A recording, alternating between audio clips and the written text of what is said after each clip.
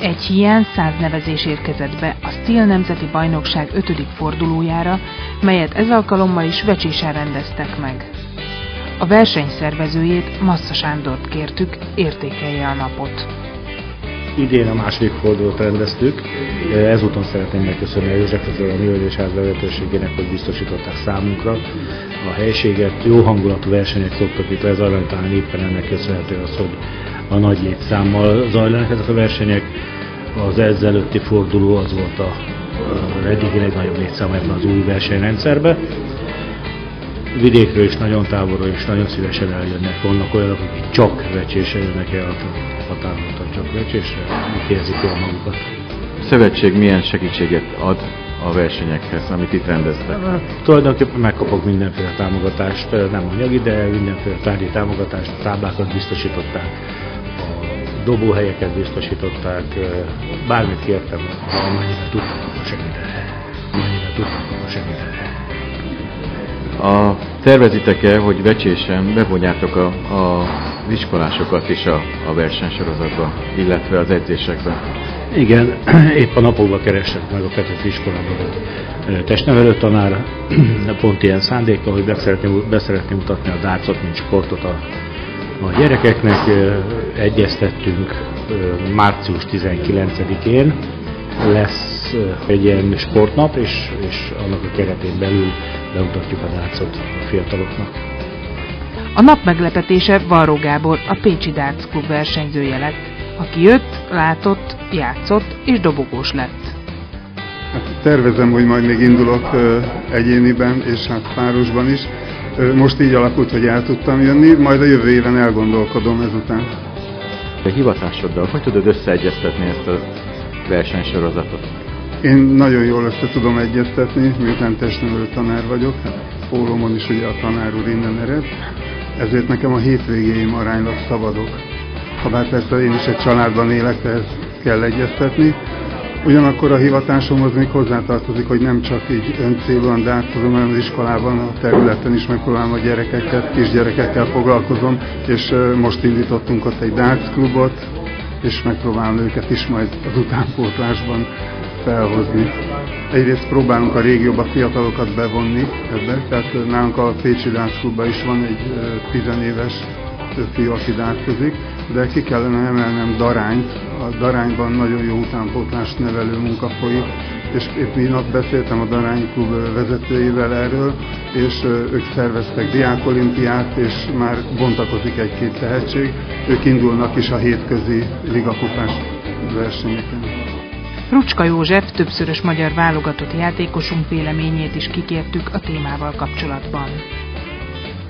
Neked, mint tanárembernek mi a véleményed arról, hogy Hollandiában ez egy választható tantárgy? Van esély arra, hogy idehaza is rájöjjenek, hogy a számtanítása mennyire megkönnyíteni a dolgotokat darts játékkal? Hát nehéz ez is. Egyrészt nem túl népszerű és ismert még a sportunk. Tehát, hogyha reálisan nézzük, akkor még mindig a labdarúgás vagy a kézilabda sokkal népszerűbb sport, és a gyerekek hamarabb kergetik a labdát. De hát az országban is több helyen működnek dartiskolák, amelyek megkeresik egyrésztről a fiatalokat, akár az intézményekben, az oktatási intézményekben.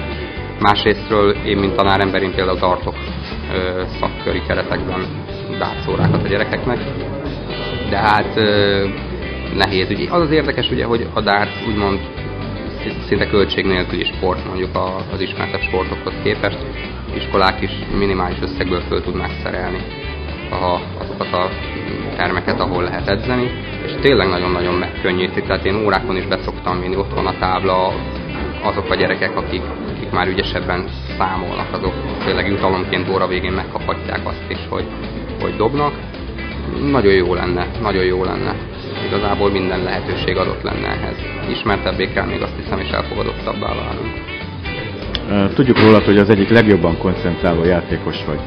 Mit tartasz fontosnak, a mentálist vagy a fizikai felkészülést? Hát a mentális az fontosabb egyértelműen, mert kell egy fizikai állóképesség, mert azért itt reggeltől estig megszakításokkal ott áll az ember a táblánál, de hát elsősorban fejben kell frissnek maradni, és úgy kell tudni frissnek maradni, hogyha az ember elejére akar érni, mindenképp a mentális. Én 36 éves vagyok, és tehát azért reálisan nézve a dolgokat, 35-36 évesen azok a játékosok, akik nemzetközi szinten odaérnek ebbe a sportba, tehát ők azért már ott vannak a nemzetközi élvonalban. Azt mondom, hogy még lehet egy-két pár jó évem, hogyha oda akarok érni az élvonalba, de mindenképpen az a cél, hogy a nemzetközi élvonalhoz tartozni. Tehát olyan szintű játékot képviselni, hogy oda lehessen érni akár a VDF versenyeken is egyszer majd. Nagyon szeretnék egy világbajnoki szereplést, profi világbajnoki szereplést. A koncentráció és a mentális felkészülés legszebb gyümölcse a 9 nyilas játék, avagy a Perfect Game. Magyarországon először stílen Hatos József dobta meg. Hát azóta nagy változás történt. Ugye beállt a jobb kezem, amit mindenki tudja, ez a dárcbetegség történt velem, és megtanultam balkézzel játszani, hát végig is még tanulok. Azt mondtad nekem egyszer, hogy te leszel az első olyan a világon, aki jobb kézzel is, meg bal kézzel is dobott 9 nyilast. Ez hol tart ez a projekt? Már jó úton halad felé, még sokat kell tanulni sajnos bal kézzel, többet, mint jobb kézzel. A férfiaknál ezt a fordulót is Bezzeg Nándor nyerte. Talán ez volt a legnehezebb, mert betegen kellett végigjátszanom. Nem voltam boldog, igen jó formában éreztem magam, és a hétközben lebetegedtem, úgyhogy egy kicsit vagy ez irányba ellenőrzésem magammal szemben. Nem volt szerencsém, mondhatnám. Sokkal jobb formát is tudtam volna mutatni ennél, de hát ez most így sikerült, hál' Istennek így is tudtam. El fogsz menni a közeljövőben egy PDC versenyre, hol lesz, és milyen eredményre számítasz? Az, hogy hol lesz, az egy könnyű kérdés, meg Kretlibe, Londontól délre. Hogy milyen eredményre számítok? Hát nem számítok semmilyen. Ez egy nagyon-nagyon, talán pályafutásom egyik legnehezebb megmérettetése lesz, én úgy gondolom. Ez egy angol forduló lesz, tehát maga a közeg egy annyira erős és összetett feladatot fog számomra nyújtani, hogy egyáltalán még jóslásokba sem merek belebocsátkozni. Az biztos, hogy nehéz lesz. Tavalyi évben az volt a probléma, legalábbis kívülről azt láttuk, hogy nagyon kevés versenyen tudtál elindulni. Változik-e most valami idén? Nagyban változik, ugyanis az a 2011-es évre már most teljes európai turnéval rendelkezem, és ez biztos, ami összességében 7 versenyt fog jelenteni Európán belül, ami egy külön ranglistára pontgyűjtő. Azonos feltételekkel fogok tudni így indulni más európai játékosokkal. A nőknél Ihász Vera győzedelmeskedett. Arról faggattuk, milyen edzésprogram teljesítésével készül fel egy ilyen megmérettetésre. Milyen egy edzésed? Mondd el, légy szíves. Több napra van lebontva. Az első nap hétfőn a triplákat gyakorlom inkább. A második napon kedden dupla, leosztva 20-asra, 10-esre az általános kiszállók. Harmadik nap általában van játék, negyedik nap szektorgyakorlás, és általában péntekenként pihenés. Ezeket az edzéseket valaki irányítja, vagy magadtól találod ki? A Rucska József csapattársam írta nekem ezt az edzésprogramot. Segít-e neked az, hogyha fiúk között játszol? Nagyon sokat, igen. Hát férfi csapatbajnokiba játszom Softon, meg most játszottam Stílen, a kiemelt osztályban, először Stílen. Ha már Vecsésen járunk, érdeklődtünk egy kicsit a házigazdák eredményeiről is. Vannak eredmények, hogy elég régóta fennáll ez a Darts Klub, relatív persze, kb. 10 éve.